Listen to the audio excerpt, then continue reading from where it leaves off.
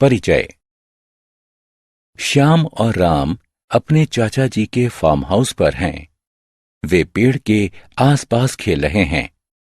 वे पेड़ पर लगे पके अमरूदों को देखकर खुश हैं। क्या हम कुछ अमरूद खा सकते हैं चाचा जी? बिल्कुल बेटा, मैं तुम दोनों के लिए अमरूद लाता हूं। ये कितने स्वादिष्ट हैं। श्याम, उस पक्षी को देखो। यहां तक कि पक्षी भी पके हुए अमरूदों का आनंद ले रहे हैं। हाँ, जंतु पौधों से अनेक वस्तुएं जैसे फल, छाया, ऑक्सीजन आदि प्राप्त करते हैं। बच्चों, लेकिन क्या तुम जानते हो कि जंतु भी पौधों को अनेक वस्तुएं देते हैं? सच में चाचा जी, किंतु वो कैसे? चाचा जी, कृपया इसके विषय में हमें और अधिक बताएं। तो ठीक है, आओ मैं तुम्हें सजीव वस्तुओं की एक दूसरे पर निर्भरता के विषय में विस्तार से बताता हूं। आओ सीखें। पौधों और जंतुओं की एक दूसरे पर निर्भरता का वर्णन करना। पौधों और जंतुओं की निर्भरता वाले कारकों की सूची बनाना। वनों की विशेषता का वर्णन करना। वनों के कटाव से होने वाले दुष्परिणामों की चर्चा करना। वन और वन्य जीवन सुरक्षा की चर्चा करना। क्या पौधे जंतुओं पर निर्भर होते हैं? पौधों से जंतुओं को भोजन, ऑक्सीजन और आश्रय प्राप्त होता है। क्या वे इसके बदले में पौधों को कुछ देते हैं? हाँ, पौधों को अपना भोजन बनाने के लिए कार्बन डाइऑक्साइड की आवश्यकता होती है। जब जंतु सांस बाहर छोड़ते हैं तो वे कार्बन डाइऑक्साइड निकालते हैं, जो कि पौधों को प्रकाश संश्लेषण की प्रक्रिया द्वारा उनका भोजन बनाने में सहायता करती है। बीज प्रकीर्णन द्वारा अपने बीजों के विकास के लिए पौधे पूर्ण रूप से जंतुओं पर निर्भर रहते हैं। क्या आप जानते हैं कैसे? फूलों से मकरंद चूसने के लिए जब अनेक कीट, मक्खियां और तितलियां उनके ऊपर बैठते हैं तो उनके परागकण उनके पैरों के निचले भाग से चिपक जाते हैं। जब वे एक फूल से दूसरे फूल पर जाते हैं तो वे अपने पैरों में चिपके हुए उन परागकणों को फैला देते हैं। फलों का चमकदार मीठा गूदा पक्षियों और जंतुओं को अपनी तरफ आकर्षित करता है। पक्षी और जंतु फलों को खाते हैं और बीजों के प्रकीर्णन में सहायता करते हैं। इस तरह जंतु पौधों के अस्तित्व को बनाए रखने में और उनके फलने फूलने में सहायता करते हैं। वन तथा वन समष्टियां। क्या आपने इन लोगों को देखा है? जी हां, ये आदिवासी हैं। आदिवासी लोग पेड़ों की पत्तियों और फलों को एकत्रित करते हैं। आदिवासी वन्य पदार्थों जैसे गोंद, कायिक पौधे, औषधि वाले पौधे और शहद आदि द्वारा अपनी जीविका कमाते हैं।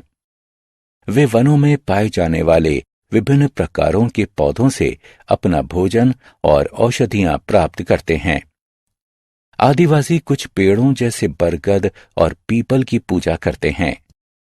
पेड़ों के प्रति ये आदर पेड़ों के संरक्षण में सहायता करता है। वनों का महत्व। श्याम वन की हरियाली को देखकर अति उत्साहित है। वनों से हमारे जीवन को अनेक लाभ मिलते हैं। आओ इनमें से कुछ लाभों के बारे में जानते हैं। वायु। वन ऑक्सीजन को निकालकर वायु को शुद्ध बनाते हैं।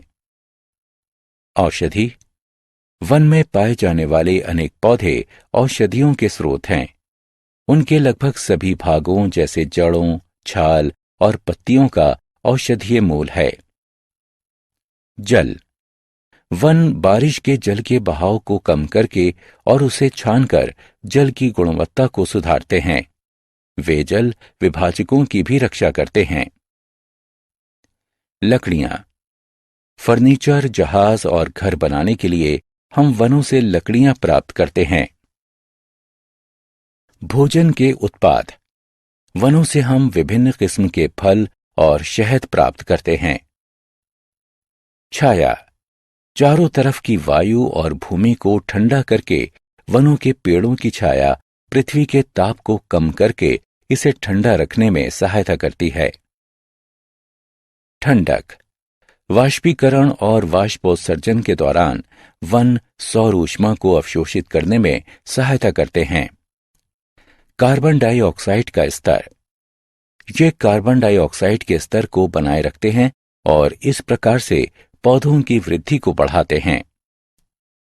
स्थानीय जलवायु, ये स्थानीय जलवायु को बनाए रखने में सहायता करते हैं और इस प्रकार से जलवायु में होने वाले बदलाव से भी लड़ने में सहायता करते हैं। आओ खेलें। चित्र को उठाकर सही कथन के नीचे दिए गए बॉक्स में रखें। वनों का कटाव। जब श्याम, राम और उनके चाचा जी वन के दूसरे छोर पर पहुंचे तो उन्होंने देखा कि कुछ लोग पेड़ों को काट रहे थे। आप पेड़ों को क्यों काट रहे हैं? हम इस जमीन पर चावल उगाएंगे। चाचा जी ने श्याम और राम को बताया कि बढ़ती हुई जनसंख्या और अनाज की बढ़ती हुई डिमांड के कारण वन उपजाऊ जमीन में परिवर्तित होते जा रहे हैं। वनों के कृषि वाली भूमि में परिवर्तित होने के कारण ही अधिक वन कटाव हो रहा है। लकड़ियों की प्राप्ति के लिए पेड़ों की अनगिनत कटाई से वनों का अधिक क्षय होता है। वनों के कटाव के कारण लाखों प्रजातियों के वास स्थानों का खोना सबसे भयंकर दुष्परिणाम है। वनों के कटाव से जलवायु में भी बदलाव आता है क्योंकि पेड़ ग्रीन हाउस गैसों को अवशोषित करते हैं। वनों के कटने के परिणाम स्वरूप ग्लोबल वार्मिंग बढ़ती है। हमें ये जान लेना चाहिए कि हम पेड़ों के बिना जीवित नहीं रह सकते हैं। वन की सुरक्षा। हमें वनों की सुरक्षा करनी चाहिए। वनों की सुरक्षा के लिए सबसे पहला कदम यह है कि कृषि करने या रहने के लिए जमीन की प्राप्ति के लिए अधिक संख्या में वनों के काटने को रोकना चाहिए। यह भी आवश्यक है कि वन्य जंतुओं की खाल, उनके सींग या दांतों के लिए उन्हें मारना या उनका अवैध शिकार नहीं करना चाहिए। वन्य जीवों के मारने के विरुद्ध सरकार द्वारा लागू किए गए कानून तथा नियमों का सख्ती से पालन करना चाहिए। संरक्षित वन क्षेत्र वन्य जीव अभयारण्य कहलाता है। Project tiger. अचानक राम ने एक बोर्ड देखा जिस पर लिखा था बाघ को बचाएं। वो अपने चाचा जी से पूछता है, चाचा जी, इस बोर्ड पर बाघ को बचाएं क्यों लिखा है? बेटा, प्राचीन समय से लोग जंतुओं की खाल, उनकी हड्डियों और उनके पंजों के लिए उनका अवैध शिकार करते आए हैं। वे लोग इस बात की चिंता नहीं करते कि इससे जीवन की विविधता पर क्या प्रभाव पड़ेगा। इसके परिणाम स्वरूप पृथ्वी से हम लोग अनेक प्रजातियों को हमेशा के लिए खो चुके हैं। भारतीय बाघ भी इनमें से एक है। भारतीय सरकार बाघों को बचाने के लिए कदम उठा चुकी है।